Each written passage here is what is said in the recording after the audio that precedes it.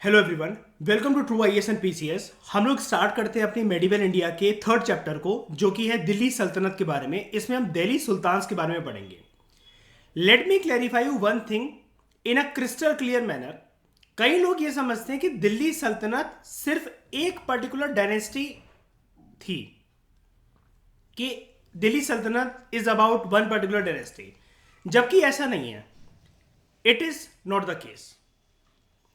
दिल्ली सल्तनत जो है ना, मतलब आप ऐसा मानो कि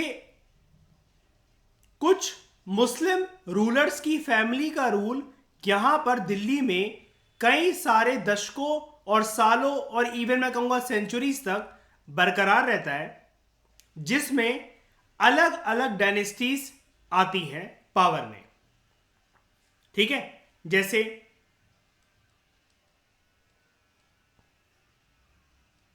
सैयद, खिलजी, तुगलक, लोधी, ये सारी डायनेस्टीज आती हैं पावर में। लेकिन कंबाइंडली हम इनको फिर भी दिल्ली के सुल्तान और दिल्ली सल्तनत ही कहते हैं, बिकॉज देवर मुस्लिम रूलर्स जो कि हमारे देश के एक तो इंडिजिनस रूलर्स नहीं थे, बाहर से दूर दराज की कंट्रीज से आए थे, पर्शियन कंट्रीज से, अरेबियन कंट्रीज से, गल्फ कंट्रीज से, वहां से आए थे। और इन्होंने इंडिया पे अपनी जो बुरी नजर डाली, तो वो इनका मकसद सफल हो पाया और ये दिल्ली के तख्त पर आकर बैठ गए और इन्होंने काफी सारे सालों तक रूल करा। दूसरी बात, एक चीज ये क्लियर करने दो मुझे, from the perspective of any exam, rulers को ना प्यार भरी नजरों से देखना, या प्यार भरी नजरों से देखने का मतलब होता है, फॉर एग्जाम्पल अगर मैं आपको इल्तुतमिश के बारे में पढ़ा रहा हूं, imagine yourself as Iltutmish. क्योंकि दिल्ली सल्तनत ना कवर ऐसी हो सकती है जब तक आप कैरेक्टर की गहराई में नहीं जाओगे ना। कहने का मेरा यह मतलब कि इस चैप्टर को ना अपने मूवी के रोल प्ले की तरह कवर करना, कि आपको एक मूवी दी गई है and you are playing a role in it. For example, अगर Ankita you are reading about Razia Sultan, और जो कि फाउंडेशन कोर्स के लिए जब आपका कॉल आया था मेरे पास, तो मैंने आपको यही कहा था, बी आर रजिया सुल्तान। ठीक है, आप रजिया सुल्तान की तरह अपने आप को इमेजिन करो, और अगर किसी रूलर का वैसे ही नाम आ गया तो आप अपने आप को उसकी लुगाई की तरह इमेजिन करो कि ये मेरा शौहर है, ये खसम है मेरा। इससे होगा क्या, आप लोगों को time to time role play कर करके ये चीज नजर आ जाएगी। हम यहां पर रूलर्स के बारे में, उनके वॉर्स के बारे में जानने के लिए इंटरेस्टेड नहीं होते हैं। यूपीएससी या कोई भी एग्जाम आजकल पूछता है उनका एडमिनिस्ट्रेटिव सिस्टम, उन्होंने किस किस प्रकार के टैक्स इंट्रोड्यूस करे थे, क्या क्या उनका इरिगेशन सिस्टम था, उनका आर्ट एंड आर्किटेक्चर कैसे था। जब इसका कवर होगा तभी आप दिल्ली सल्तनत की कंपैरिजन मुगल एम्पायर से कर सकते हो। और ये क्वेश्चन 2018 से लगातार स्टेटमेंट की फॉर्म में, कि अकबर की कोई स्टेटमेंट दे दी और खिलजीज की कोई स्टेटमेंट दे दी, दिल्ली सल्तनत की ब्रॉडली कोई स्टेटमेंट दे दी, और एज सच पूरे ब्रॉडली एक मुगल एम्पायर की स्टेटमेंट दे दी। तो ये एनालिसिस, ये पावर, ये तभी डेवलप कर पाओगे जब आप अपने आप को रोल प्ले में देखोगे। आई रिक्वेस्ट यू कि दिल्ली सल्तनत वाले चैप्टर के अंदर एंड मुगल एम्पायर के चैप्टर के अंदर आपको ये एक्सरसाइज करनी पड़ेगी, वरना बड़ी सारी रूलर्स की क्रोनोलॉजी ना समझ नहीं पाओगे। लेकिन एक बारी रोल प्ले करके अगर अपने आप को इमेजिन कर लिया वैसा कि मैं हूं, ये मैं इंट्रोड्यूस कर रहा हूं ये वाला टैक्स, मेरी ऐसी रणनीति है बगावत करने की, मैं ऐसे अपना चाचा जान का सर जो है धड़ से अलग करूंगा उनके शरीर से, और मैं कब्जा कर लूंगा दिल्ली सल्तनत पे, ऐसे अपने आप को देखो।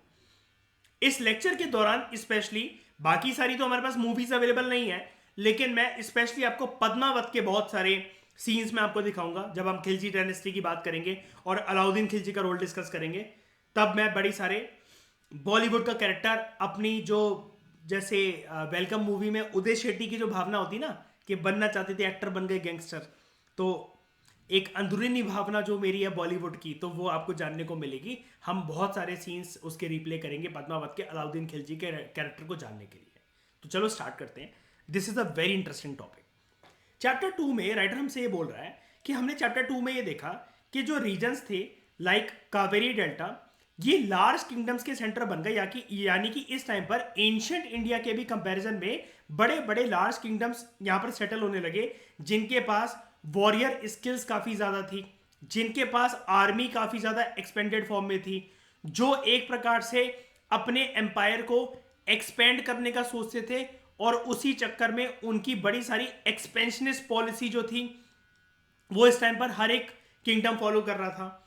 इसके अलावा जो फाइनेंशियल सोर्सेज थे वो बड़े सारे थे, और फाइनेंशियल सोर्सेज के चक्कर में जो आर्मी वगैरह या ऑफिशियल्स को जो पेमेंट करी जाती थी वो कॉइन्स में करी जाती थी, फिर चाहे वो ब्रॉन्ज हो, चाहे गोल्ड हो, चाहे सिल्वर हो। ये सारी चीजें हम देख चुके हैं। लेकिन इन सब में जो किंगडम थे, हमने कहीं पर भी ये नोटिस नहीं करा, कहीं पर भी हमने ये देखा नहीं, राइटर ने हमें कहीं पर भी ये मेंशन नहीं करा कि कोई ऐसा किंगडम स्थापित हुआ हो जिसने दिल्ली को अपनी कैपिटल सिटी बनाया हो। दिल्ली एक इंपॉर्टेंट जगह के तौर पर हाईलाइट होना स्टार्ट हुआ ओनली इन द 12वीं शताब्दी। 12वीं शताब्दी के टाइम पे ही दिल्ली की जो प्रोमिनेंस है वो लाइमलाइट में आती है, क्योंकि यहां पर उस टाइम पर कुछ ना कुछ घटनाक्रम चल रहा था। इस घटनाक्रम को हम लोग समझते हैं आराम से, बिल्कुल ठंडे दिमाग से। टेबल वन की तरफ देखो। आपको शुरू में यहां पर दिल्ली पे रूल करने वाले कुछ राजपूत रूलर्स दिखेंगे, जिनमें से थे तोमर में से सबसे पावरफुल रूलर अनंगपाल, फिर चौहान, पृथ्वीराज चौहान। उसके बाद अर्ली टर्किश रूलर्स यहां पर आना शुरू होते हैं, इन्वेट करते हैं, जो कि इन लोकल रूलर्स को, इंडिजिनस रूलर्स को यहां से हराकर दिल्ली की सत्ता पे काबिज हो जाते हैं, and they became the influential rulers of this region, जैसे Qutubuddin Aibak, Shamsuddin Iltutmish. I really like his name, ठीक है, Iltutmish, the pronunciation is extremely good. उसके बाद रजिया सुल्तान, इतनी सुंदर थी ना ये, जिसकी कोई हद नहीं, और गियासुद्दीन बलबन। उसके बाद my favourite character and favourite dynasty, Khilji dynasty. चाचा जलालुद्दीन खिलजी, भतीजा अलाउद्दीन खिलजी। फिर तुगलक डायनेस्टी, गियासुद्दीन तुगलक, मोहम्मद तुगलक एंड फिरोज शाह तुगलक, ठीक है। एंड दिल्ली में काफ़ी लोग स्टेडियम जानते होंगे, अब तो उसका हालांकि नाम चेंज कर दिया गया है, फिरोज शाह कोटला, ठीक है, इसी के नाम पे। Sayyid dynasty, Khizr Khan and Lodi dynasty, Bahlul Lodi. Lodi का ही वो लास्ट पर्सन था, इब्राहिम लोधी, जिसको बाबर हराता है कौन से युद्ध के अंदर, the first battle of Panipat. और इसी के बाद फिर इसके बाद मुगल एम्पायर आपको देखने को मिलता है।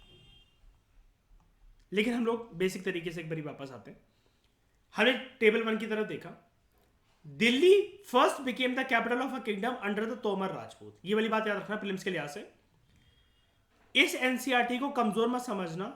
कमजोर और बुजदिल वो लोग हैं जो कि मेडिवल और एंशिएंट इंडिया को पढ़ के नहीं जाते। यूपीएससी आज भी इस एनसीईआरटी से आवर पास 2 और आवर पास 1 जो कि एंशिएंट इंडिया की है 6 क्लास की, और आवर पास 3 जो कि मॉडर्न इंडियन इंडिया की है, मॉडर्न इंडियन हिस्ट्री की है, आवर पास 3 8th क्लास की। इससे क्वेश्चन यूपीएससी पूछता है।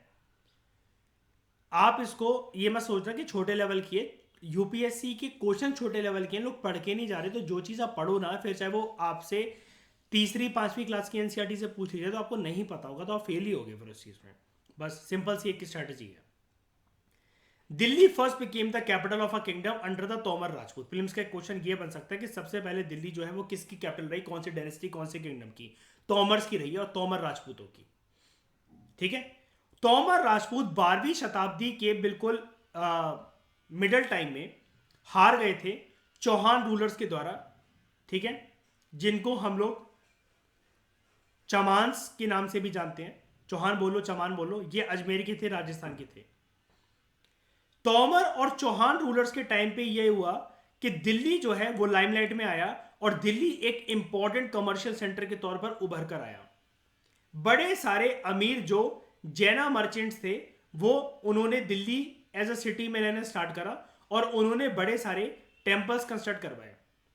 यहां पर जो कॉइन्स मिंट करे जाते थे, मैं आपको एक बात क्लियर कर देना चाहता हूं, जब हम इकोनॉमिक्स में मनी एंड बैंकिंग पढ़ेंगे, कॉइन्स के संदर्भ में हमेशा दोस्तों आप लोग शब्द यूज करा करो कि कॉइन्स की हमेशा होती है मिंटिंग, और करेंसी, जब भी आपके सामने वर्ड आता है ना, तो currency is all about paper, इसकी होती है हमेशा प्रिंटिंग। ये शब्द यूज करना तो मतलब समझ में आता है कि एक पढ़ा लिखा इंसान बात कर रहा है, ठीक है। बस आपको छोटी सी एक बात बतानी थी मेरे को।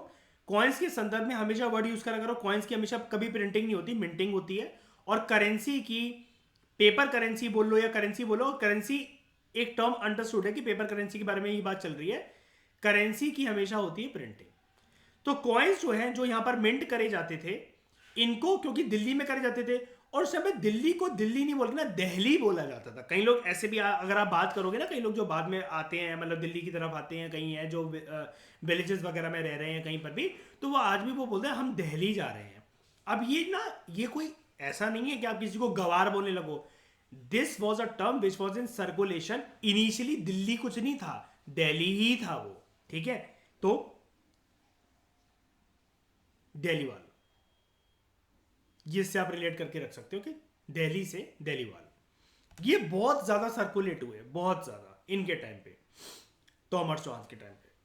जो ट्रांसफॉर्मेशन हुई दिल्ली की, ठीक है, इनटू अ कैपिटल, और ऐसी कैपिटल जिसका कब्जा बहुत ज्यादा सब कॉन्टिनेंट के दूर दराज के एरियाज पे था। कहने का मतलब इस लाइन का ये है कि दिल्ली में जो रूलर्स बैठे हैं अपने आप को सुल्तान घोषित करके, ठीक है, या सल्तनत बनाकर, उनका रूल चारों दिशाओं में, सिर्फ दिल्ली के आसपास नहीं, पूरे सब कॉन्टिनेंट में फैल रहा था।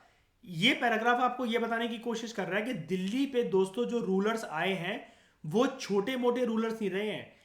पास्ट में जैसे रूलर्स रहे हैं वैसे नहीं रहे हैं। They were extremely strong and extremely powerful and extremely influential leaders, जिनकी पावर अनमैचेबल थी एज कंपेयर टू इनसे पहले जो रूलर्स कभी भी आके अगर हिंदुस्तान की जन्मभूमि पर रहे हो। क्यों, कैसे थे पावरफुल, वो तो हम पढ़ेंगे, डोंट वरी। लेकिन ये पैराग्राफ ये कहने की कोशिश कर रहे हैं, जो अंग्रेजी हमें पेल रहा है ना, इसका मतलब ये है कि दिल्ली जो ट्रांसफॉर्म हुआ है कैपिटल के अंदर, वो इस प्रकार से ट्रांसफॉर्म हुआ कि वास्ट एरियाज की टेरिटरीज को कंट्रोल करने लगा, not with in the Delhi या दिल्ली के आसपास, बट पूरे सब कॉन्टिनेंट का, पूरे सब कॉन्टिनेंट में। और इसकी नींव रखी जाती है 13वीं शताब्दी की बिगनिंग में, जब एक सल्तनत बनकर आती है, एक किंगडम, जिसको हम बोलते हैं दिल्ली सल्तनत। और दिल्ली सल्तनत क्या है डेफिनेशन वाइज मैंने आपको बता दिया, it is not about one family one kingdom one empire. अलग अलग मुस्लिम रूलर्स का जो रूल यहां पर रहा, उसके टाइम पर हम बोलते हैं कि अलग अलग भले डायनेस्टीज वगैरह आई हो, लेकिन वो दिल्ली सल्तनत का रूल ही चल रहा था, ठीक है। अब एक बात याद रखना, 5 डायनेस्टीज मिलकर ना दिल्ली सल्तनत बनाती हैं, ठीक है, 5 डायनेस्टीज मिलकर। मैं इसका आपको एक टर्म बता देता हूं,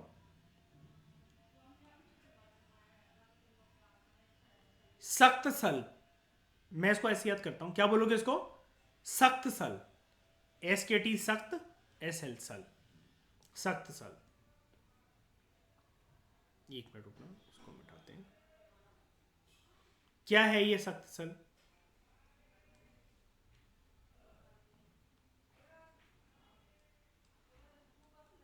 slave dynasty,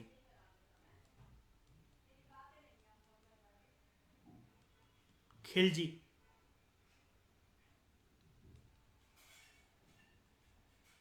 Tughlaq,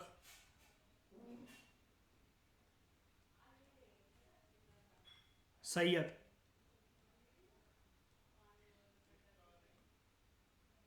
and Lodis. This is the chronology, this is the abbreviation, और ये है इन सब का मतलब सख्त सल का। इसका मतलब मैंने ये चीज बताना सही क्यों समझा, वो आपसे कह रहा है कि टेबल 1 की तरफ देखो, और जो 5 डायनेस्टीज हैं उनको दिल्ली सल्तनत बोला जाता है, ठीक है भाई।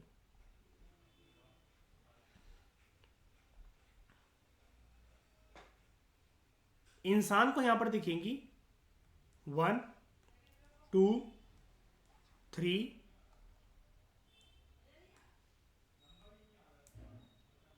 4 5 और 6। राइटर को कम से कम बताना तो चाहिए था कि राजपूत नहीं आते दिल्ली सल्तनत में। राजपूत दिल्ली में पावरफुल रूलर्स थे एक टाइम पे, बस ये टेबल ये बोल रहा हूँ, टेबल में इसको राजपूतों को लिखने का मतलब ही नहीं बनता था। स्टार्टिंग होगी नंबर 1 की यहाँ से। अर्ली टर्किश जो रूलर्स थे, this was slave dynasty. S के टी एस एल हो गया सर। लीडर्स जान जाओगे धीरे धीरे करके कि स्लेव में कौन, खिलजी में कौन, तुगलक में कौन, लोधी में कौन, सैयद में कौन, ये तो जान जाओगे। पहले शुरू तो करो एक बारी। जैसे क्या होता है मुगल एम्पायर में, मुगल की बात कर रहा हूं मैं, मुगलों की, अगर इनकी क्रोनोलॉजी को याद रखना है तो मैं लोगों को बोलता हूं बस ये शब्द याद रखो, एब्रीविएशन को, भाजसा। भाजसा, बाबर, हुमायूं, अकबर, जहांगीर, शाहजहां, औरंगजेब। बस खत्म, आपका बेस बन गया आपका। भाजसा से आप मुगल याद रखो, और ये सख्त सल से आप ब्रॉडली, ब्रॉडली जैसे मुगल में तो हमने बंदों के नाम ही ले डाले ना पूरे के पूरे। अब मुगल तो एक ही फैमिली थी, सारे लोग मुगल के वही थे, भाजसा। ब्रॉडली यही थे, इनके बच्चे बच्चे आप आराम से जान जाओगे, लेकिन भाजसा वर्दा मतलब प्रोमिनेंट रूलर, ठीक है। अब उसकी डिबेट में नहीं जाएंगे कि शाहजहाँ की और भी कितनी औलादें थी क्या नहीं थी। मेन जो चीज़ें आई हैं जिन्होंने वो करा, पहले एक बारी ब्रॉड तरीके से कोई चीज़ याद हो जाए तब तो फिर माइक्रो लेवल पे जाए ना। पहले से डिटेल में ग्रंथ पेश कर दो तो क्या समझ में आएगा किसी को, ठीक है। सख्त सल, ये इसकी एब्रीविएशन है अगर आपको दिल्ली सल्तनत के बारे में ब्रॉडली याद रखना हो। ओके, पहले मुझे बताओ बेस क्लियर हो गया आपका? मैं आगे बढ़ूं, इसमें कोई दिक्कत तो नहीं? मतलब आई थिंक अभी तक हमने कोई एनालिसिस तो करी नहीं है, तो दिक्कत होनी नहीं चाहिए। वैसे कोई डाउट है तो पूछ लो मुझसे जरा।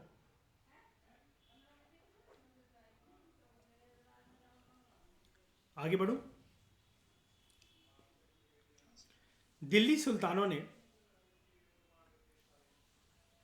बड़ी सारी सिटीज बनाई एक ऐसे एरिया में जिसको आज के टाइम पे हम लोग दिल्ली बोलते हैं, ठीक है। अगर हम 3 जगह देखें,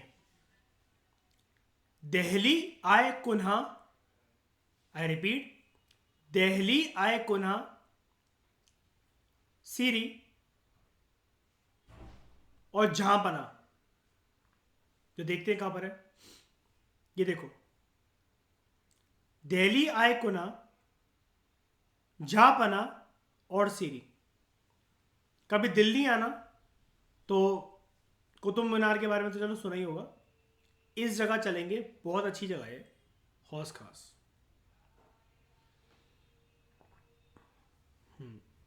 जानते होगे मयूर, आप तो गए होगे। अच्छा, उस साइड नहीं गए कभी? हाँ, जाके देखना। एक वो जो 2 जगह है ना, मजनू का टीला और ये हौस खास, अच्छी, अच्छा घर के जरिए, हाँ तो ये अच्छी जगह है मतलब वो करके। और फिर यहीं से मतलब बहुत सारे लोग, मतलब आप चांदनी चौक वगैरह जा सकते हो। चांदनी चौक तो ऑल मतलब ऑल सीजन फेवरेट होता है ये सबका। पराठे वाली गली, ये वो फलाना डेकमा, खान चाचा के रोल्स, रबड़ी। अंकिता, मैं भूख को इनवाइट नहीं कर रहा हूँ, बस एक बात बता रहा हूँ, ठीक है। दिल्ली आओगे तो ले चलूँगा।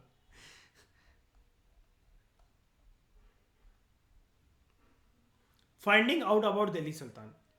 सबसे पहले अगर हमें जिसके बारे में जानना है तो पता तो होना चाहिए सोर्स। मैंने आपको जब तमिलनाडु की 7th क्लास की एनसीईआरटी करवाना शुरू करी, तमिलनाडु वाली, तो याद है मैंने उसके पार्ट 1 में सबसे पहले आपको मेडिवल इंडिया के सोर्सेज करवाए थे। सबको याद होगा, हमें तो याद होगा आपको। ये सोर्सेज पूरे के पूरे मेडिवल इंडिया के लिए सबके लिए सेम रहते हैं, ठीक है। लेकिन फिर भी हम यहाँ पर पर्टिकुलर चीज़ जान लेते हैं एक बारी।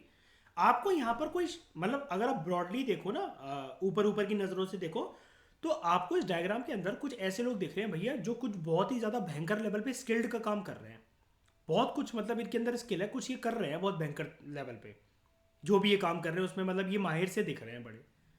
तो देखो, ऑल दो हमारे पास जो सोर्सेज जर्नली होते हैं किसी को भी स्टडी करने के लिए मेडिवल इंडिया में, इंस्क्रिप्शंस होते हैं, कुछ सिक्के होते हैं, और कुछ आर्किटेक्चर होते हैं। ये हमें हालांकि बहुत सारी भरमार में बिल्कुल इंफॉर्मेशन प्रोवाइड कर देते हैं, ठीक है, लेकिन इसके अलावा हमारे पास मेडिवल इंडिया की बड़ी सारी किंगडम्स, डायनेस्टीज और रूलर्स को स्टडी करने के लिए हमें उनकी हिस्ट्रीज भी पता होनी चाहिए, हमें उनका इतिहास भी पता होना चाहिए। इसको बहुत ज्यादा वैल्यूएबल सोर्स माना जाता है। दिल्ली सुल्तान के लिए जो भी हिस्ट्रीज लिखी गई हैं वो जर्नली पर्शियन में लिखी गई हैं, जो कि दिल्ली सुल्तानों की एडमिनिस्ट्रेशन की लैंग्वेज हुआ करती थी। Again a prelims question can come, you must know this. कई लोग क्या सोचते हैं, मुस्लिम थे ना तो वो उनके दिमाग में रहता है वो उर्दू, कि उर्दू में रूल हुआ करता होगा। नहीं जी, बिल्कुल भी नहीं। Persian was the language of their administration, ठीक है। अब जब हिस्ट्री एक सिंगुलर फॉर्मेट में लिखी जाती है तो उसको हम लोग कहते हैं तारीख, this is a singular term. And histories लिखी जाए, जब पूरे खानदान की बड़ी सारी हिस्ट्रीज लिखी जा रही है, यहां पर टर्म देख रहे हो, हिस्ट्रीज। फॉर एग्जाम्पल अगर मुझे मुगल एम्पायर के बारे में बात करनी है तो मैंने अभी आपको एक एब्रीविएशन दिया, भाजसा। अब यहां पर हिस्ट्री तो नहीं कहूंगा मैं हिस्ट्रीज ही कहूंगा इसे, है ना। तो इसको बोला जाएगा तवारिख, प्लूरल में। आप समझ गए होंगे मतलब, मेरा कहने का मतलब कि अगर मैं सिर्फ बाबर के बारे में बात कर रहा हूं दैट इज तारिक, पूरे मुगल एम्पायर के बारे में बात कर रहा हूं दैट विल बी तवारिक। बस कुछ नहीं है, बस एक टर्म थी, पर्शियन टर्म है, मुझे आपको समझाना था बस, और कोई बात नहीं है। जो लोग पहली बार देख रहे हैं, पहली बार सुन रहे हैं, बस उनके लिए। अब देखो, जो ऑथर्स थे हिस्ट्रीज लिखने वाले दिल्ली सुल्तानों की, यानी कि तवारिख लिखने वाले, तवारिख मतलब हिस्ट्रीज ही हैं, इतिहास है उनका। आप इनको वो भी कह सकते हो, ज़्यादा घबराने की जरूरत नहीं है, आप इनको बायोग्राफीज भी कह सकते हो, कोई टेंशन नहीं है, कोई टेंशन नहीं है। और मैंने आपको एक टर्म भी बताई थी कुछ क्लास पहले, आपको याद है, क्रॉनिकल्स। जब मेडिवल इंडिया का पहले चैप्टर पढ़ा था इसी एनसीईआरटी में, जिनको लिखते थे क्रॉनिकलर्स, ये सारी सेम चीज़ें हैं। बायोग्राफी कह लो, क्रॉनिकलर्स कह लो, तवारिख कह लो, कोई फर्क नहीं पड़ता। वो मैं बता इसलिए रहा हूँ और लिखा भी यहाँ पर इसलिए है क्योंकि अगर कल को क्वेश्चन आ गया कि the term tarikh and tawarikh in the context of history relates to which of the following, option number 1 date, option number 3 taxation system, option number 4 histories and biographies of the rulers, and option number 3 ये, और option number 4 कुछ भी मतलब हो, तो पता होना चाहिए। क्योंकि अब जिसने कुछ भी नहीं पढ़ रखा है वो मुंह उठा के पेपर में चला गया तो वो तारीख के लिए तो आज भी वो यही सोचेगा, भाई उसके दिमाग में कुछ आ ही नहीं सकता डेट के अलावा। यही तो सोचेगा ना कोई भी पर्सन की डेट होता होगा तारीख, जबकि हिस्ट्री है, this is a person term, ठीक है। तो यहां पर जो ऑथर थे, जो हिस्ट्रीज लिखते थे रूलर्स की, उनके एम्पायर्स की, उनके किंगडम्स की, ये बहुत पढ़े लिखे लोग थे। कौन कौन शामिल होता था ये सब करने के लिए? उस एम्पायर के सेक्रेटरीज, कुछ एडमिनिस्ट्रेटर्स, कुछ कवि, और कुछ कोटियर्स। कोटियर्स मतलब जो दरबार की शान होते हैं, जो वो, जैसे मैंने आपको बताया था कुछ टाइम पहले ना, याद है अकबर के टाइम पर नवरत्न थे, कृष्णदेव राय के टाइम पे अष्टदिग्गज थे, तो देवर द कोटियर्स, ठीक है। जो कि जब भी किसी के बारे में लिखते थे तो वो इवेंट्स को लिखते थे और रूलर्स को एडवाइस भी करते थे। ये कोटियर्स एक तो इवेंट को ध्यान में रखते थे, तो जब भी क्या कह रहे हो, कोई किसी का कोई डाउट है क्या? कोई हाँ मतलब नहीं, जरूरी नहीं है, दरबारी जरूरी नहीं है, मतलब हाँ, मतलब वो दरबार की शान हो सकता है। अब दरबारी इज अ टर्म थोड़ा सा वैसा लगता है कि गेट कीपर टाइप, लेकिन मतलब कोर्ट की शान होने चाहिए वो। They were the pearls and jewelries of the court, ठीक है। इंपॉर्टेंट पर्सन भी हो सकता है, इंपॉर्टेंट पर्सन भी हो सकता है। जैसे मैं आपको बताता हूँ कि बड़े सारे राजपूत रूलर्स ना अपनी वाइफ को भी एडवाइजर के तौर पर कोर्ट में आने देते थे। हम ये भी जानेंगे कि कौन सा दिल्ली अब रजिया सुल्तान को देख लो, रजिया सुल्तान से बड़ा तो एग्जाम्पल हो ही नहीं सकता। उस जमाने में जहां पर औरतें अपने हस्बैंड के डिसीजन या कुछ भी चल रहे तो पर्दे के पीछे, अपने पिक्चरों में देखा होगा, खड़े होकर बालकनी में सुन रही हैं जब कोर्ट की असेंबली चल रही है, पूरी कुछ चल रही है। She was a lady Sultan at that time. वो पीछे पीछे खड़े होकर हस्बैंड के बगल में उसकी गोदी में नहीं बैठेगी, वो तख्त पर बैठेगी। ये होनी चाहिए औरतों की पर्सनैलिटी। और वो चिट्ठा याद है ना औरतों वाला, तो इसको ऐड कर लेना जैसे हम आएंगे।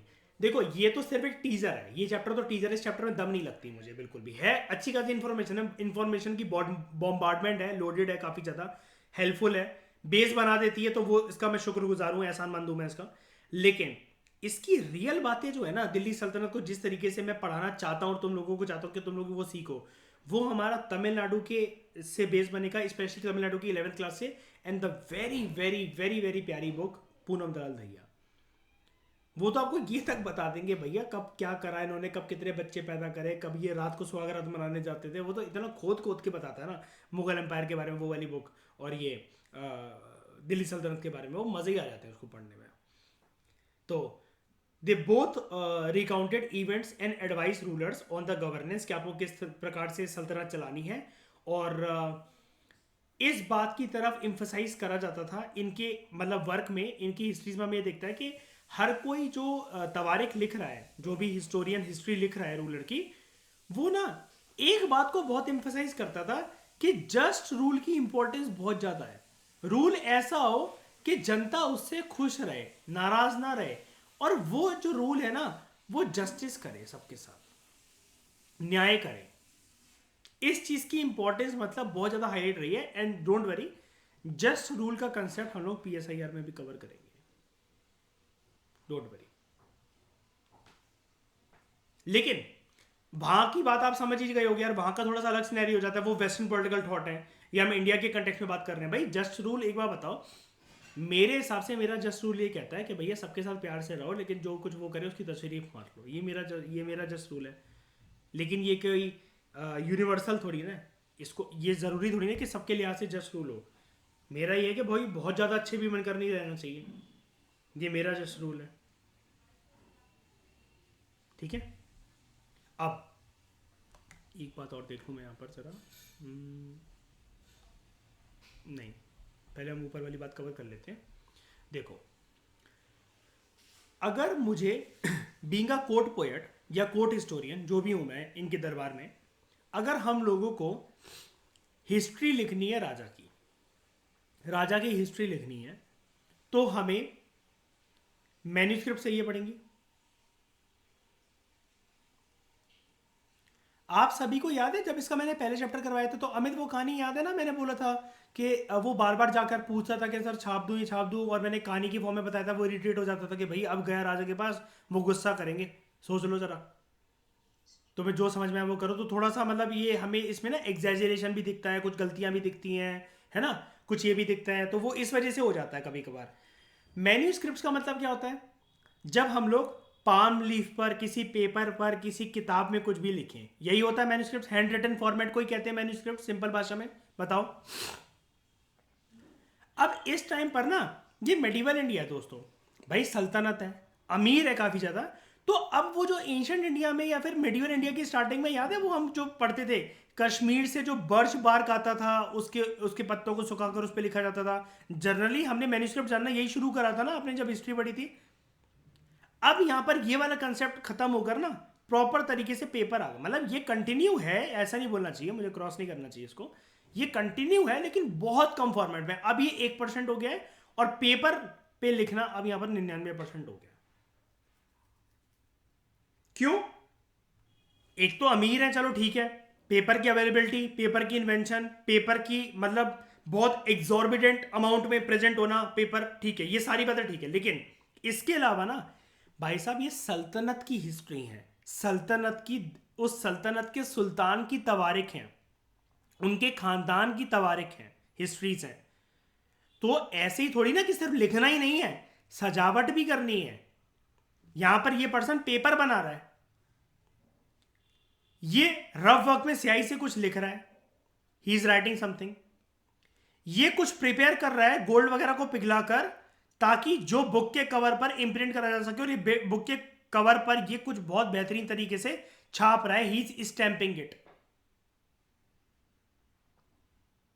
मैन्यूस्क्रिप्ट्स को यहां पर बनाने के चार प्रोसेस होते थे। सबसे पहले तो एक बंदा पेपर प्रिपेयर करेगा, ये, उसके बाद एक बंदा लिखेगा, ये, फिर एक बंदा क्या करेगा, कुछ कुछ जो इंपॉर्टेंट वर्ड्स होते हैं ना, जैसे मैं क्या करता हूं आंसर राइटिंग में, या फिर अंकिता क्या करती है, अंकिता हम लोग क्या करते हैं आंसर राइटिंग में, हम दोनों या तो बॉक्स बना देते हैं या कोट एंड कोट करके हाईलाइट कर देते हैं आंसर राइटिंग में जब भी हमें कुछ वर्ड बोलना होता है, या फिर हम क्या कर सकते हैं उसको ऐसे करके बोल्ड में कैपिटल लेटर्स में लिख दो और कोट एंड कोट कर दो और फिर बक्सा बना दो, कुछ भी कर दो, मतलब हमारा बक्सा बना लो, कोट एंड कोट कर दो या कैपिटल लेटर में लिख लो, यही करते हैं ना हम लोग हाईलाइट करने के लिए। लेकिन जब सल्तनत की इतिहास लिखा जा रहा है, उनकी तवारीख लिखी जा रही है, उनकी हिस्ट्री लिखी जा रही है, इंपॉर्टेंट टर्म्स एंड पैसेजेस को हाईलाइट करने के लिए भाई साहब किताबों के बीच में एक पन्ना, एक पैराग्राफ ऐसा मिलता था, एक शब्द ऐसे मिलते थे 3-4 पेज के बाद, 15-20 पेज के बाद, 1-2 चैप्टर के बाद, कि जहां पर गोल्ड से मेल्ट करके वो चीज लिखी जाती थी। एंड आप इमेजिन कर सकते हो कितनी स्किल इसके लिए चाहिए। आज हमारे पास 2022 में बैठकर क्या फैसिलिटी नहीं है। मैं तुम्हें बोलूँ एक A4 शीट लो, तुम 150 वर्ड्स में मुझे कुछ लिखकर दिखाओ किसी के भी बारे में, अपने बारे में, मेरे बारे में, बुक्स के बारे में, जो तुम्हें लगे, एक गाय के बारे में, फूल के बारे में कुछ भी निबंध लिखकर दिखाओ, उसमें से इंपॉर्टेंट टर्म्स को तुम लोहे से हाईलाइट कर देना पिघलाकर। पॉसिबल है हमारे लिए? बताना जरा, आज के टाइम में भी जब इतनी सारी फैसिलिटीज हैं।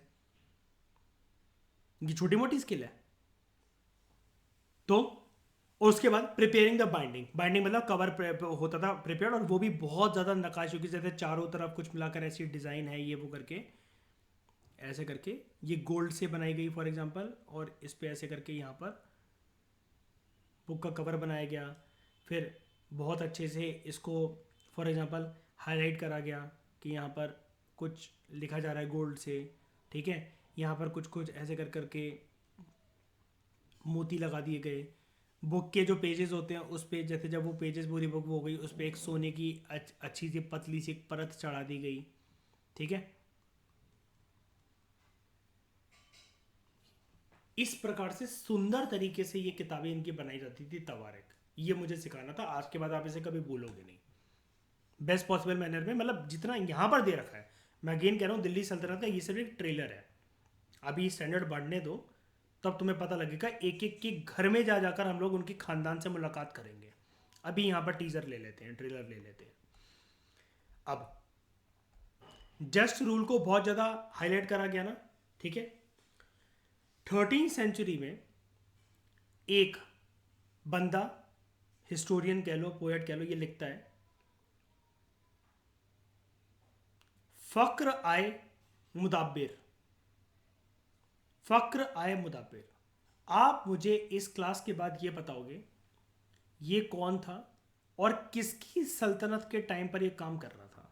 ये लिस्ट प्रिपेयर करते जाना कि कौन सा कोर्ट पोएट किसकी सल्तनत में, और कौन सा एक कोर्ट पोएट जो कि कॉमन, मतलब फॉर एग्जांपल जो मुझे अलाउद्दीन में भी देखने को मिलेगा, इल्तुतमिश में भी देखने को मिलेगा, या रजिया सुल्तान के रूल पे भी, रूल के टाइम पे भी देखने को मिलेगा। जैसे मैं एक बार बताता हूँ, 8 से 12 डायनेस्टीज में काम करने वाला एक कोर्ट पोएट या कोर्ट हिस्टोरियन का मुझे नाम बता सकते हो तुम? बहुत फेमस नाम है वो, जल्दी बताओ।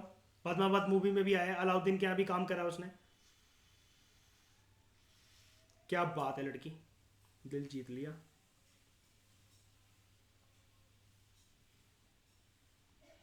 आमिर खुसरो।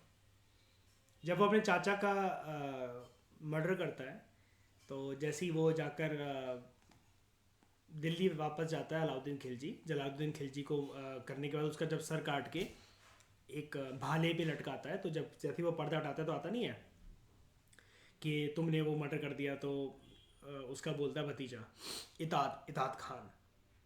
तब वो बोलता है ना, उन क्या होता है कि इतिहास आपको कभी माफ़ नहीं करेगा, इतात खान बोलता है अलाउद्दीन खिलजी से। तो बगल में आमिर खुसरो खड़ा होता है, तब उससे पूछता है अलाउद्दीन, इतिहास क्या कहेगा खुसरो? अब ये पता है धमकी क्या थी उस मूवी के अंदर, अगर देखने की ध्यान से कोशिश करो। ये रूलर्स, मैं पढ़ाऊंगा इसके बारे में, ये एनालिसिस भी दूंगा। ये एनालिसिस ना मतलब पूनम दलाल दहिया तक के लेवल पे भी नहीं मिलती है, मतलब आपको आइडिया तो होता है इस एनालिसिस का जो मैं बोलने जा रहा हूँ, लेकिन ये ना प्रॉपर मिलती नहीं है। मैं इसकी एनालिसिस आपको दूंगा। इतने तो आपको अंडरस्टैंडिंग है कि रूलर्स जो थे ना, ये कोर्ट हिस्टोरियंस के पिछवाड़े पर बम्बू घुसाकर उनसे हिस्ट्री इतिहास अपने हिसाब से मोल्ड करवा लेते थे, इतना तो आप सबको पता ही है ना। कभी भी कोई किसी के, हमने पढ़ा था जैसे इसका मयूर, कोई विरोध जाकर कभी लिखेगा किसी रूलर के बारे में, है ना। रिलीजन भी बोल्ड हुआ है, और ऊपर से क्या है, उसे उसे गिफ्ट चाहिए। यार एक बात बताना जरा, कभी भी मैं किसी भी इंसान को अपने जीवन में इसलिए लाऊंगा क्या कि जो मुझे मतलब क्रिटिसाइज करने पे लगाओ, क्रिटिसाइज करने पे लगाओ। पता है क्यों ऐसा होता? क्या है कि टॉलरेंस इतनी किसी के अंदर वैसे होती नहीं है। फॉर एग्जांपल जैसे ये कहा जाता है, आप हमेशा आपका जो मतलब पॉजिटिव वे में आपकी जो निंदा कर रहे हो ना, पॉजिटिव वे में, मतलब आपको फेयर तरीके से आपकी गलतियां बताए, आप उस इंसान को अपने जीवन से कभी मत जाने दो। आप उसे ईश्वर भगवान मानकर, या फिर ये भगवान के शब्द हैं ऐसा करके उसको, जैसे आपका सोना चांदी होता है ना, ऐसे उसे संभाल कर रखो उस इंसान को हमेशा आपके पास। क्योंकि जो आपका चमचा होगा, आपसे जिसका स्वार्थ पूरा हो जाएगा, या आपसे जिसको फायदा होगा, सिर्फ वही आपकी हाँ में हाँ मिलाता है इंसान। अगर आपकी कोई गलतियां रिकाउंट करवा दे ना, तो वो आपका सच्चा होता है। लेकिन दुनिया की सच्चाई क्या है, ऐसे लोग दुनिया वालों को पसंद ही नहीं आते हैं। आपको दिन भर आपकी कोई गलतियां गिनवाता रहे तो आप उसको ब्लॉक कर दोगे, क्योंकि इंसान ये सोचता है कि जो मैं कर रहा हूं वो सब कुछ ठीक है। कुछ यही हाल यहां पर हमें दिल्ली सल्तनत, जो मैंने कहानी बता रहा हूं ना ये वाली तुम्हें, ये बहुत देखने को मिलती है। तो कोर्ट हिस्टोरियन जैसे आमिर खुसरो वगैरह, ये बहुत चालाक बनता था, इसने बहुत कमाया है उस टाइम पे, बहुत कमाया है। ये जिसके यहाँ था उसकी रोटी और नमक का सगा हो जाता था ये, इसलिए इसने बहुतों का काम करा है। उसी पद्मावत मूवी के अंदर जब वो अलाउद्दीन कहता है कि हम अपनी सेना का मनोरंजन करेंगे, कल कुश्ती का मैच अनाउंस कर दो, तो वो इतिहास के पन्ने जला रहा होता है आग में फेंक फेंक कर, रणवीर सिंह। तो खुसरो पूछता है क्या कर रहे हैं आप, तो कहता है जिस इतिहास में हमारा जिक्र नहीं है वो इतिहास इतिहास नहीं रहेगा। इससे हमें झलक देखने को क्या मिलती है, हम क्या लिख सकते हैं इसकी आंसर राइटिंग में, कि बड़े सारे जो रियल हिस्ट्रीज रूलर्स की रही हैं, उनके जो रियल इंसिडेंट रहे हैं, वो अपकमिंग जो रूलर्स आए उन्होंने प्रीवियस रूलर्स की हिस्ट्रीज को तबाह कर दिया। और ये चीज सिर्फ लिखावट नहीं, देखो लिखावट में तो पता है क्या था, लिखावट को तबाह करने से इसका इसका क्या मकसद सर्व होता था कि इसकी तारीफें जो है ना वो आने वाली जनरेशन ना जान सके। इसलिए बड़े सारे मेडिवल अकाउंट्स भी लॉस्ट हो चुके हैं। और इसकी झलक फ्रस्ट्रेशन की, कि जैसे मतलब मान लो मैं आया सत्ता के अंदर और मतलब मैंने पुराने रूलर्स का सबका चीजें तहस नहस करके रख दी, सब मिटा दी मैंने, ठीक है। इस चीज की झलक आप कैसे देख सकते हो, आपको पता है ना कि बहुत सारे मॉन्यूमेंट्स तोड़े गए, जो अपकमिंग रूलर्स थे उन्होंने प्रीवियस रूलर्स के मॉन्यूमेंट्स को तोड़कर उजाड़कर वहां पर अपना जैसा कुछ बना लिया।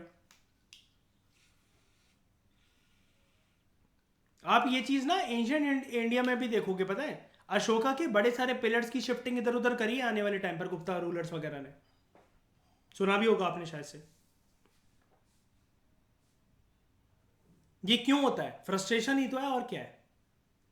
लेकिन इन्हीं सबके बीच में एक रूलर था मुगल एम्पायर का, अकबर। इसका बाप, अकबर का बाप हुमायूं, जिस बंदे की वजह से अकबर से पूरी जिंदगी दूर रहता है, मतलब वो घूमते ही रहता था इधर उधर, मतलब वो करके भटक रहा था, छुप रहा था इधर उधर जाकर, लेकिन जिसने इसके बाप को भगाया, अकबर ने उसके एडमिनिस्ट्रेटिव सिस्टम को अपना सिस्टम अपनाया।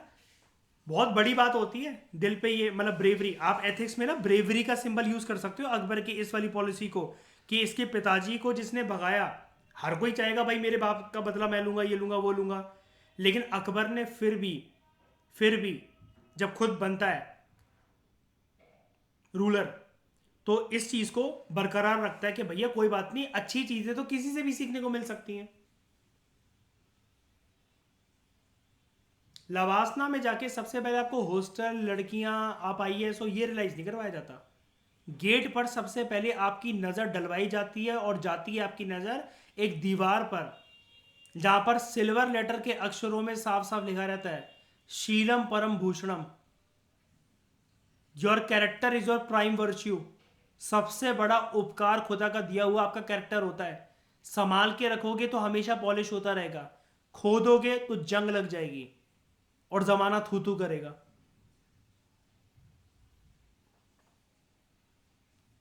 A king cannot survive without it soldiers, और सोल्जर कभी भी सैलरी के बिना रह नहीं सकते।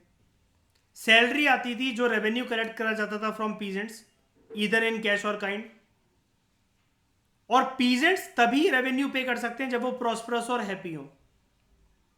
और ये प्रॉस्पेरिटी और हैप्पीनेस तभी प्रमोट हो सकती है जब रूलर, राजा, सुल्तान अपने रूल को, सल्तनत को इस प्रकार से चलाए कि वो जस्टिस को प्रमोट करे और एक सच्ची गवर्नेंस लेकर आए।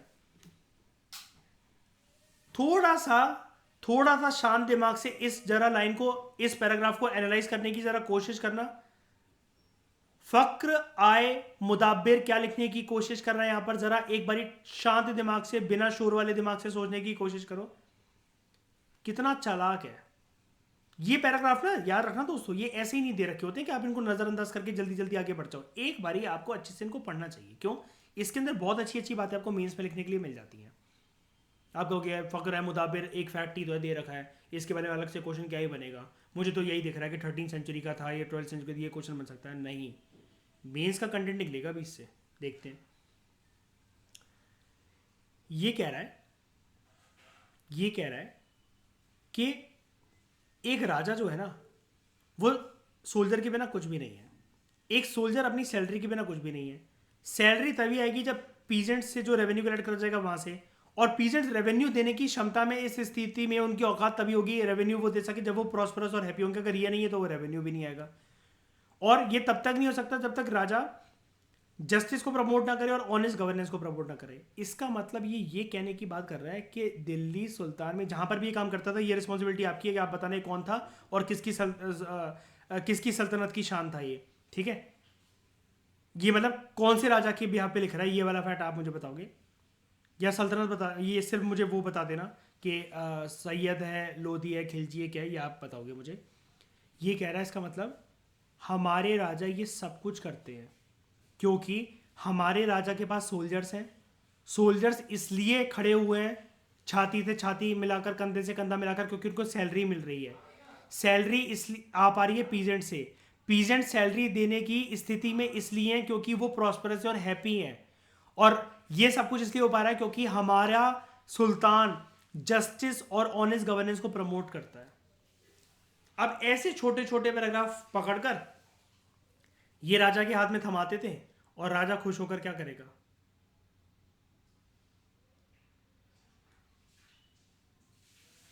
आज तुमने हमारा दिल खुशी से लबरेज कर दिया, ये लो रखो हमारी गोल्ड रिंग,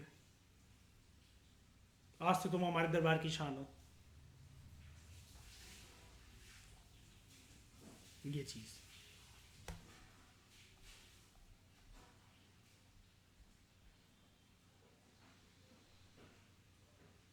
अब कुछ बातें ध्यान में रखते हैं।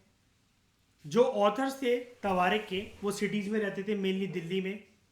हार्डली वो गांव वगैरह में देखने को मिलते थे। ऑब्वियसली बात है, क्यों रहेंगे भाई गांव में, लिखकर थोड़ी ना वो करके उनके सल्तनत का। जैसे मैंने मान लो फॉर एग्जाम्पल कोई हिस्ट्री लिख रहा है, भले ही वो उनका कोर्ट हिस्टोरियन नहीं है किसी सुल्तान का या वो करके, लेकिन जब वो अपनी हिस्ट्री बायोग्राफी राजा के सामने प्रेजेंट करेगा तो उसको पता है कि मुझे कोई ना कोई पोस्ट तो मिल ही जाएगी, कोई ना कोई पोस्ट तो मिल ही जाएगी मुझे।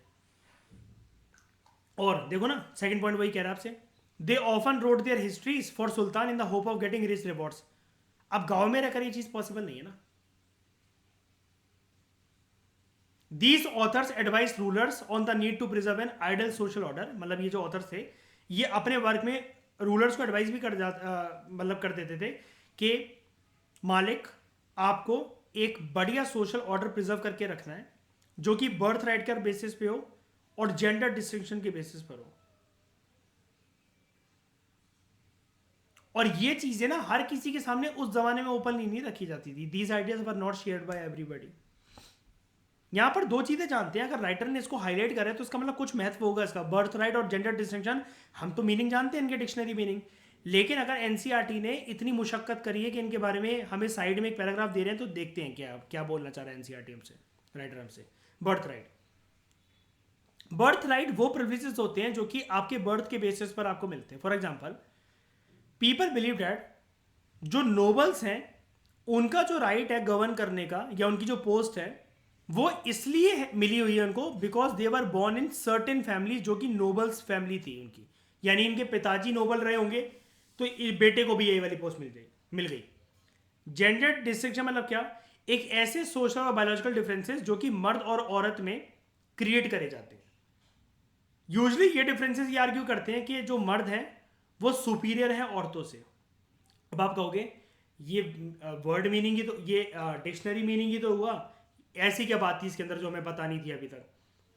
यहां पर कहने का ये मतलब है, अगर आपको कल को क्वेश्चन आ जाए या आपको मेंस में हाईलाइट करके लिखना हो तो इन दो टर्म्स को जरूर हाईलाइट करके लिख देना कि पूरे के पूरे दिल्ली सल्तनत के टाइम पे और मेडिवल इंडिया के टाइम पर, मेडिवल इंडिया तो चलो छोड़ो, उसमें तो बहुत ऊपर नीचे होता है स्टॉक मार्केट की तरह, कोई कोई ऐसा ज़रूरी नहीं है कि हमेशा मतलब औरतों को नीचे देखा गया हो या फिर बर्थ राइट को हमेशा रिस्पेक्ट करा गया, नहीं. लेकिन दिल्ली सल्तनत में जर्नली, मैं आपको जर्नली कह रहा हूँ, मैं आपको ये नहीं बोल रहा कि अंगूठा लगाकर इस बात को सिद्ध कर दो, बिल्कुल पत्थर की लकीर हो गई है. बर्थ राइट और जेंडर डिस्टिंक्शन को बिल्कुल माना जाता था. आप हमेशा अपने पेपर के अंदर लिख कर आना बर्थ राइट और जेंडर डिस्टिंक्शन और इनको कोट एंड कोट कर देना. लेकिन आप ये लिखना, एक आपके सामने पर्सन आएगा जिसके बारे में अगर आपको आंसर लिखना पड़ा कल को, तो आप ये लिखना ऑल दो सल्तनत, दिल्ली सल्तनत के टाइम पे बर्थ राइट और जेंडर डिस्टिंक्शंस जो थे वो एक आइडियल सोशल ऑर्डर माने जाते थे, लेकिन इसको एक टाइम पर एक रूलर ने ब्रीच करा कि बर्थ राइट और जेंडर डिस्टिंक्शन को मैंने नहीं मानना है.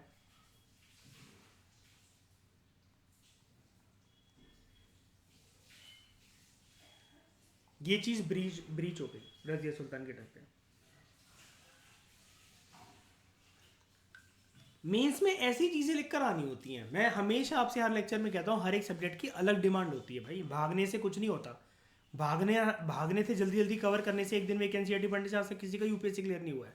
जबकि सारी चीजें मेंस का, एनसीईआरटी को अगर कोई पढ़ने पे आए ना तो प्रिम्स तो चलो बहुत हलवा है, वो तो निकाल ही देगा. मेंस के लिए भी ऐसे ऐसे आंसर मिल जाते हैं कि जो लोग ये सोचे ना, लोगों के मन में क्या होता है, यार काश कुछ ऐसा मटेरियल मिल जाए, काश कोई ऐसा कंप्रेस रीडिंग्स मिल जाए, 152 वर्ड्स 250 वर्ड्स के बने बनाए आंसर मिल जाए, टेस्ट सीरीज के आंसर मिल जाए. आंसर कभी भी आप किसी और के भरोसे ले नहीं सकते. वो भी तो बंदा अपना दिमाग यूज कर रहा है जो कि आंसर तुम्हारे लिए बना रहा है, जिसके आंसर तुम कॉपी करने की कोशिश कर रहे हो. तो तुम गोबर थोड़ी ना खाते हो, तुम अपना आंसर बना लो, उससे बेटर बनेगा. हमेशा एक अच्छी चीज करने के लिए ना फाउंडेशन बहुत अच्छा होना चाहिए. ट्रेडिंग कर रहे हो तो कैंडल पता होनी चाहिए. बिल्डिंग बना रहे हो तो ग्राउंड फ्लोर बहुत अच्छा होना चाहिए. उसी के ऊपर सारी की सारी छत दीवारें और 4 फ्लोर 15 फ्लोर खड़े हो पाएंगे. सिमिलरली मेंस लिखना है ना तो एनसीईआरटी की कमांड बहुत अच्छी होनी चाहिए.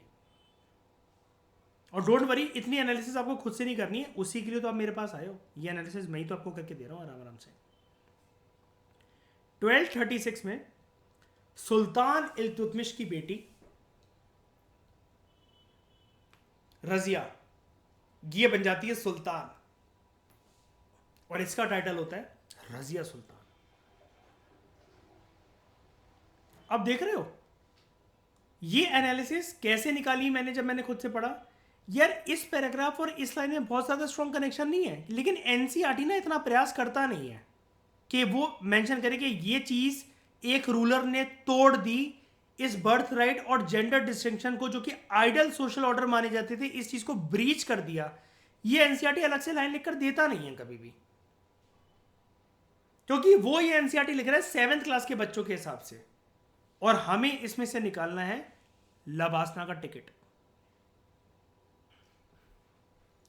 ये बन गई सुल्तान. अच्छा, इसके टाइम पर एक हिस्टोरियन था, देखो आ गया ना ये वाला टर्म, देखो मैंने बोला था ना आपसे, आप तवारिक कह लो, कुछ भी कह लो, तारिक कह लो, क्रॉनिकलर लिखते थे इस तरह की हिस्ट्री को. ये मैंने आपको पहले चैप्टर के अंदर बताया था. एक यहाँ पर क्रॉनिकलर था जिसका नाम था मिनाज आय सिराज. वो ये कहता है कि इसके पापा ने, इल्तुतमिश ने ये रिकॉग्नाइज करा कि ये ज़्यादा काबिल है, ज़्यादा क्वालिफाइड है इसके सारे भाइयों से. हालांकि वो कंफर्टेबल नहीं था कि क्वीन रूलर बन सके। क्यों? क्योंकि उस टाइम पर सोशल कंडीशंस ऐसी नहीं थी।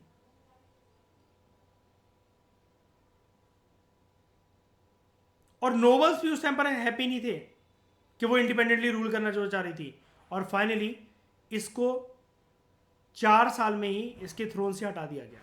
लेकिन इतिहास में जगह तो बना गई कम से कम अपनी।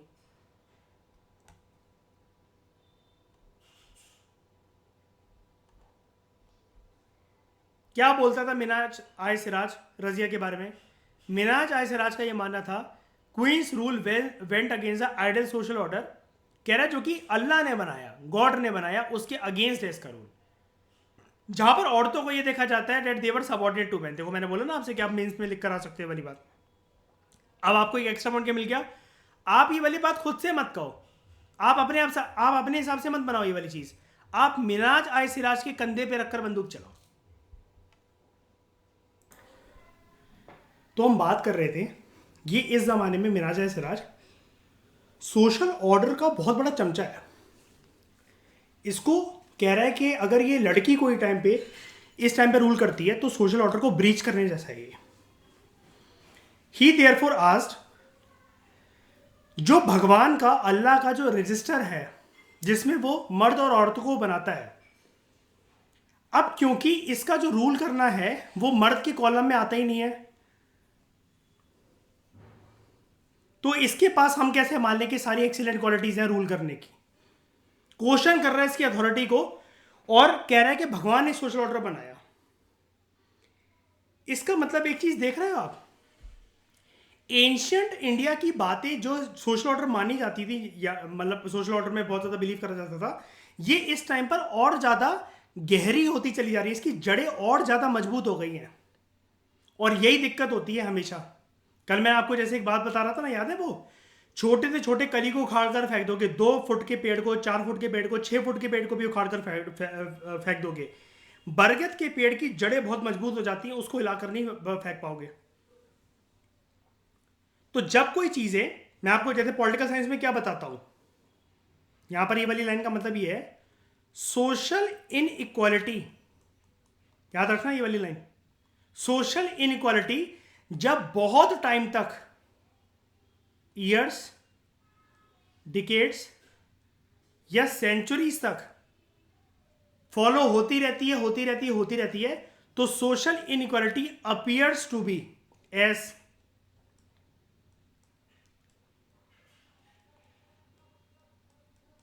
Natural inequality. कहने का मतलब क्या है? ये सारा भेदभाव, औरत और मर्द के बीच में फर्क, सोशल डिस्टिंक्शन, जेंडर डिस्टिंक्शन, ये इंसान के द्वारा बनाए गए सामाजिक तत्व ही तो हैं। लेकिन ये प्रैक्टिस इतने सालों तक होते हैं कि इंसानों को लगता है ये शायद से भगवान का ऑर्डर है, नेचुरल है, ये गॉड की तरफ से आया हुआ है ये बनकर, ये डिस्टिंक्शन। रजिया सुल्तान के इंस्क्रिप्शंस और कॉइन्स पर हमें यह देखने को मिलता है कि she was a daughter of Sultan Iltutmish, और यह बिल्कुल ही उस चीज से अलग है। एक क्वीन थी रुद्रमा देवी, 1262 से लेकर 1289 तक इनका रूल था। यह वरंगल की ककतिया डायनेस्टी की क्वीन थी, आज के टाइम में जो मॉडर्न आंध्र प्रदेश है। रुद्रमा देवी ने अपना नाम चेंज करा था अपनी इंस्क्रिप्शंस पे, और अपने आप को प्रिटेंड करके दिखाया था that she was a man. तो देख रहे हो, ये इसने मतलब अपने आप को सोशल ऑर्डर और सोशल डिस्टिंक्शन के सामने इसने अपने घुटने टेक दिए, रुद्रमा देवी ने। लेकिन रजिया सुल्तान की तारीफ इतिहास इसलिए करता है, भाई उसने अपने आप को औरतों की तरह ही दिखाया, कोई नाम वाम चेंज करना, आइडेंटिटी चेंज करना, अपने आप को एग्जैजरेट करके नहीं दिखाया उसने कभी भी। और ये भी हम जानेंगे कि रजिया सुल्तान के टाइम पर क्या कुछ अच्छा करा था इसने, या फिर ये डर डर का प्रेशर के चक्कर में ही रही थी, ये ब्रेव थी या फिर फट्टू थी, ये भी हम जानेंगे। अभी लेवल बढ़ने तो हमारा, हम जानेंगे इसके बारे में। एक और क्वीन थी जो कि कश्मीर में रूल कर रही थी। अच्छा एक बात याद रखना, जो कश्मीर के बारे में जब भी कोई हिस्ट्री में जिक्र है ना, इसको अच्छे से करा करो, इसको बहुत अच्छे से करा करो। यूपीएससी का आजकल ना मतलब कश्मीर की हिस्ट्री ना बहुत फेमस बनती चली जा रही है। एंशियंट के और मेडिवल के बड़े सारे क्वेश्चन सिंस 2020, और वहां पर एंशियंट की अगर हड़प्पा की कोई साइट्स हैं या कुछ भी है या फिर कोई रूल है, तो उसका साइट का नाम, किसी एक जगह का नाम, कोई मंदिर का नाम, ये ना पहाड़ी इलाकों पे ज्यादा यूपीएससी अब थोड़ा सा फोकस करने लगा है। ठीक है, मैं तो हमेशा ही बोलता हूं आपको, कश्मीर से कन्याकुमारी, कश्मीर से कन्याकुमारी और गुजरात से अरुणाचल, इस पे जरूर फोकस करके चला करो अपना चारों दिशाओं पे एक्सट्रीम एंड्स। एक क्वीन थी डिड्डा, सिंपल सा क्वेश्चन आपको ये भी आ सकता है एग्जाम्स के अंदर कि Didda was a queen of medieval India, she belong to which region, ये भी आ सकता है आपको, बिल्कुल सिंपल सा क्वेश्चन। ये जो टाइटल है इंटरेस्टिंग है, ये टाइटल आया है दीदी से या फिर एल्डर सिस्टर से। इसके जो जनता थी, प्रजा थी, वो बड़ा प्यार करते थे इनको, दीदी दीदी या फिर बड़ी बहन कहकर पुकारते थे। ठीक है, तो ये चीज़ है, हमें ये चीज़ देखने को मिली कि रजिया ने कोई अपनी आइडेंटिटी वगैरह छुपाई नहीं, वो जैसी थी वो वैसी रूल कर रही थी। ठीक है, तो यहाँ तक के लिए इस डिस्कशन को रोकते हैं। Thank you very much for discussion.